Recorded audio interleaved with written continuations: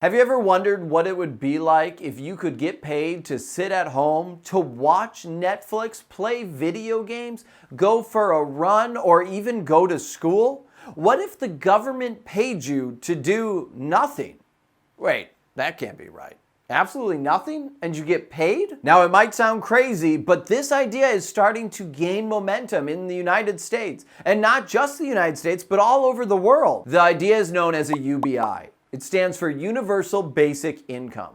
Now, people are pretty split on this topic. Some people, like presidential hopeful Andrew Yang, are all for it. And this is one reason why my flagship proposal is we give every American $1,000 a month free and clear. Others, though, like Kevin O'Leary, are completely against it. Universal basic income, the idea, money for nothing and chicks for free.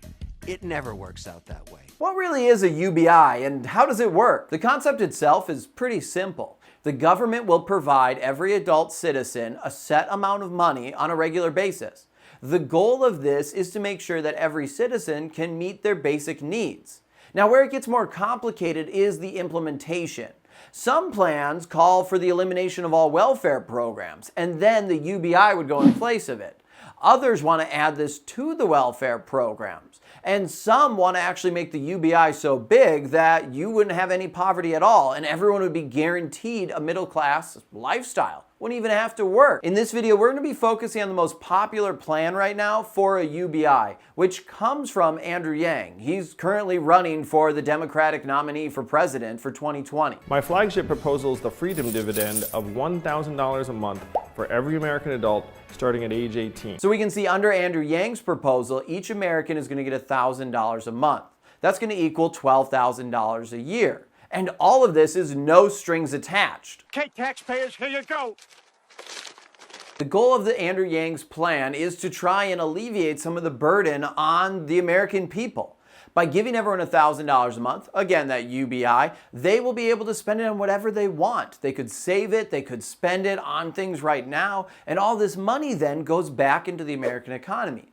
Ideally, under his plan, this should boost our economic growth. And at the same time, too, according to Andrew Yang, it'll pay for itself. Whoa, whoa, whoa, whoa. Just to kind of clarify here, Mr. Sin, I get $1,000 a month under this plan, a UBI that you're talking about, and I can do whatever I want with it? No strings attached. Are you sure you're not lying here? I'm not lying at all. That is correct. You could take that $1,000 and you could go gamble with it. You could buy some loot boxes. You can go to a theme park. Heck, you could buy every episode of The Office on Amazon since Netflix is about to lose it. You can do whatever you want with it. The point is, it's your money, and no one can tell you what to do with it. The goal of a UBI is to let people follow their passions, be able to pursue things they normally wouldn't be able to, start a new business, save for college, or even just support their family. And maybe, hey, spend it on something that you want. At the same time, most UBIs are small enough that it doesn't incentivize people to just all quit work.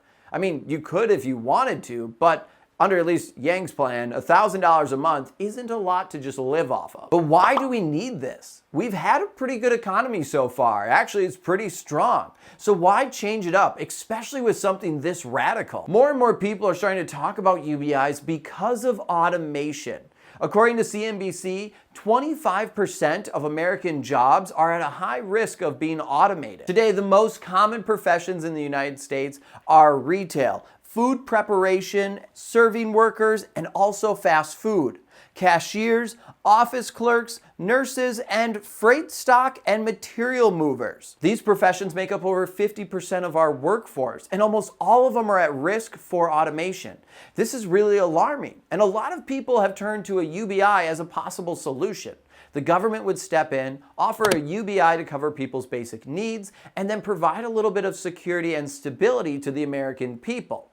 Some candidates, like presidential candidate Andrew Yang, have suggested we implement a VAT tax to cover all of these new costs. So you bring up cost, Mr. Sin, you say? Well, it's about time, because how in the world are we going to pay for this thing? It sounds a little ridiculous. There's no doubt that this would cost a lot. According to Medium.com, a UBI of $1,000 could actually cost up to $3.9 trillion a year. Now, under Andrew Yang's plan, he would implement a VAT tax, which would essentially start taxing some of the businesses. He would focus also some taxes on predominantly companies that have benefited from automation.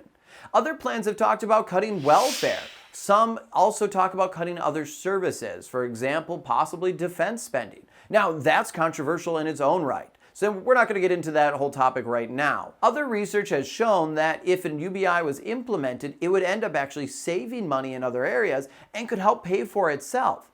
Areas such as healthcare, incarceration, and also homeless services, to name just a few. The Roosevelt Institution actually projected that the US economy could grow by over $2.5 trillion, and with a UBI in place could add up to 4.6 million more jobs. All right, so maybe it can pay for itself. But if we're just handing out money each month, isn't that just going to cause inflation, which will just get rid of the whole point of a UBI anyways? Well, theoretically, no.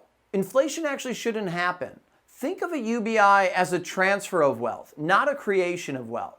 Most UBI plans actually tax people at a higher percentage, particularly more wealthy people in society or also companies that are benefiting from automation. The goal is to move money from those companies or individuals and spread it around their country.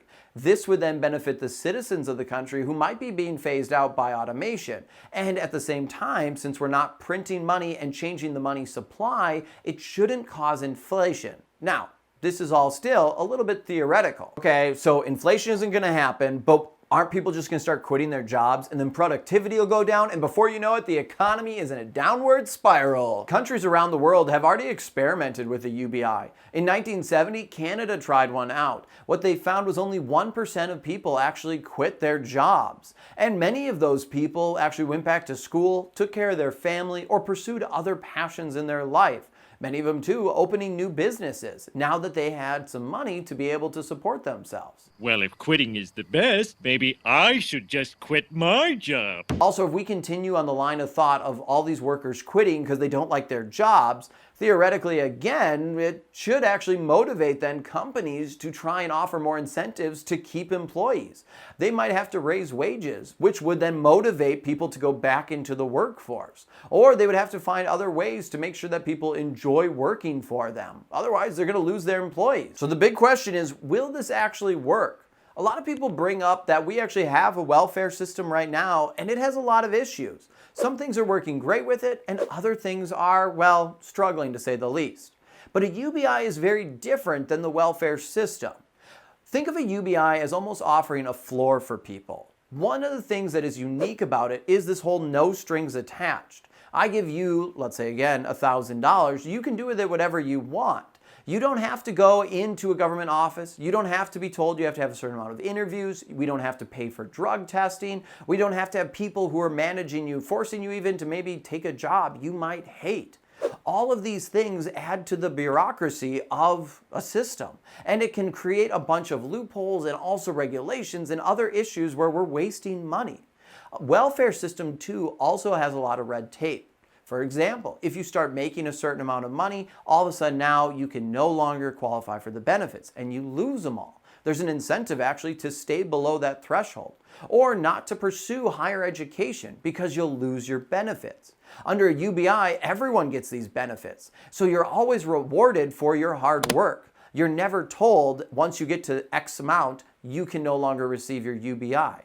So there's an incentive for people to keep working hard because they'll keep seeing the rewards and they still keep their benefits. Hard work is never going to punish you with a UBI. This video was really meant to be just a really quick introduction into a UBI and highlight a couple different points. I know I missed a lot of stuff. I'm trying to keep some of these newer videos pretty short. Now, I was really skeptical when I first started researching about universal basic income. When I first heard it, I kind of thought it was a joke. I didn't think there was any way. I mean, learning about scarcity and economics, I know whenever we make a decision to do A, there's always an opportunity cost. We have to make some sacrifices.